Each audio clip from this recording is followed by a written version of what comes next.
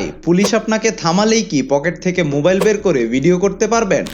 হ্যাঁ, বাংলাদেশের আইন বলে পারবেন, বাট শর্ত আছে। কোনো আইনের বইতে লেখা নেই যে ভিডিও করা নিষেধ। এটা আপনার মৌলিক অধিকারেরই অংশ। বাংলাদেশের সংবিধান অনুচ্ছেদ ৩৯ আপনাকে বাক ও ভাব প্রকাশের স্বাধীনতা দেয়, তাই প্রকাশ্য স্থানে পুলিশের কাজ রেকর্ড করা আইনগতভাবে বৈধ।